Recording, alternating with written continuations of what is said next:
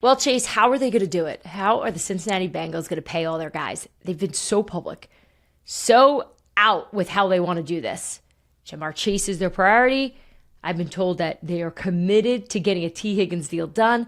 And then they've also got Trey Hendrickson. And the news came down that Tee Higgins has officially been franchise tagged. So that's going to buy them some time, second year in a row. So that's about 26.2 against the cap. And so now they've got a few days to figure out how they're going to get a deal done with Tee Higgins, knowing that this is a lot of money for two offensive weapons that Joe Burrow, wants badly back on this team. Yeah. My first reaction, it really sucks for Tee Higgins.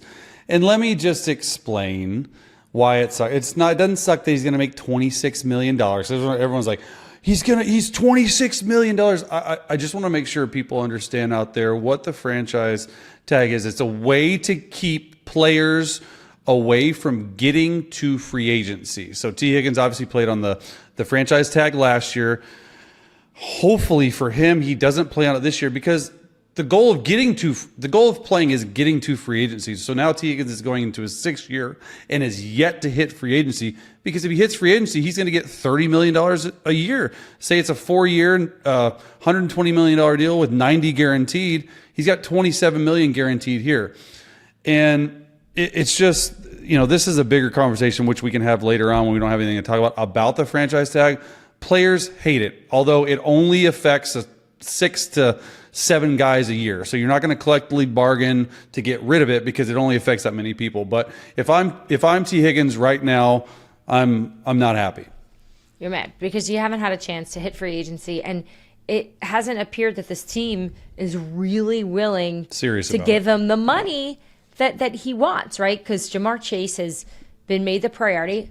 I think we can all agree that's fair. He is the best receiver, one of the best in football, and he's going to reset the market for a non-quarterback.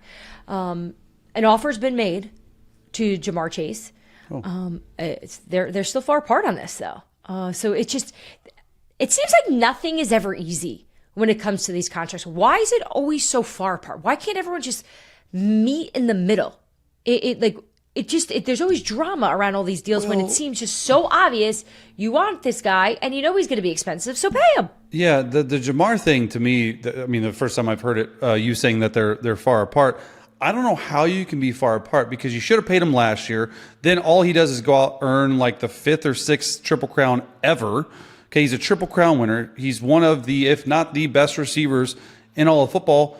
You know he's going to make the most out of any player in the history of the NFL not a quarterback. So why aren't we paying him? Is it years? Is it money? It just seems like the longer you wait, the more it goes up.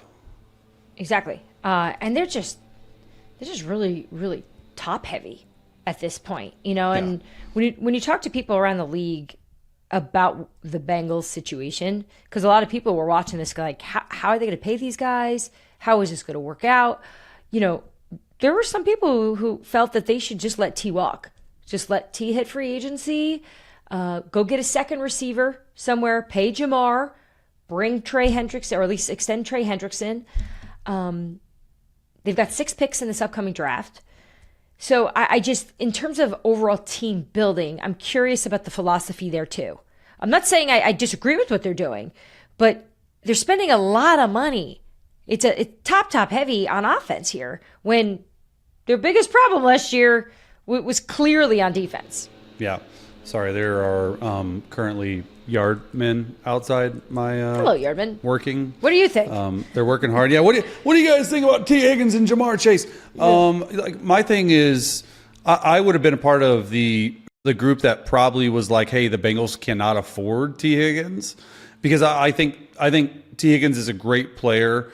But I think personally I would rather have Trey Hendrickson back, because you're telling me, first of all, I don't think they can keep 3. I don't know what you know about the situation. I just don't know financially. Are you going to, plus Joe Burrow, you have 4 of your stars making over $28 million a year. You have so many other holes somewhere else. So they're trying to have their cake and eat it too, right? I just don't know how you do it, because you need there's other holes. Your run game defense wasn't great. I'd love for you to go out, and Chase Brown came came, down the stretch. I think you're going to draft a guy there because the running back class is really deep. But couldn't you go out and get a really good, not great, a really good number 2 at $10 to $12 million a year and take that other 18, right? Because we're going to say he's going to make 30. So $12 million for a number 2, but take the other 18 and get 2 starting guards or a starting defensive tackle and a starting safety. Like, I feel like that money for T would be better spent elsewhere on the team to make them more well-rounded. Now, I know Joe Burrow, how he feels about him, so I'm guessing that's probably driving the ship there. Absolutely, right? And you bring up a point of just being so top-heavy.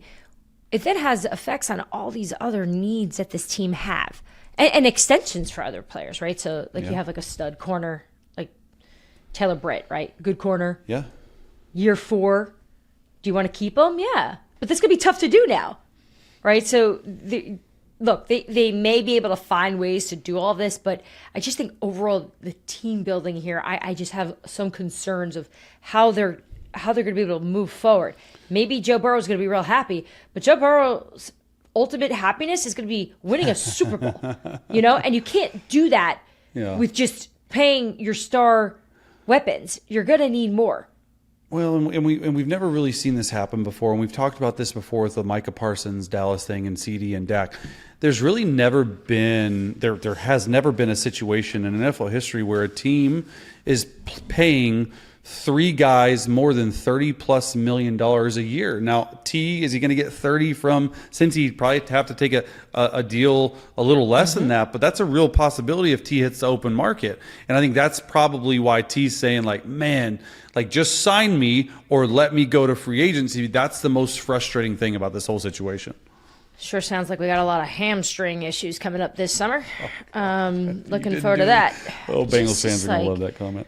I just don't want to do this again. I want these guys everyone to get paid, everyone to be on the same page, and I want to see the Cincinnati Bengals back at the Super Bowl and everybody happy, because this was a really tough season. Back-to-back years with no playoffs. I agree. Thanks for tuning into Scoop City. If you want to hear more, make sure you like and subscribe. We drop our new episodes every Tuesday and Friday.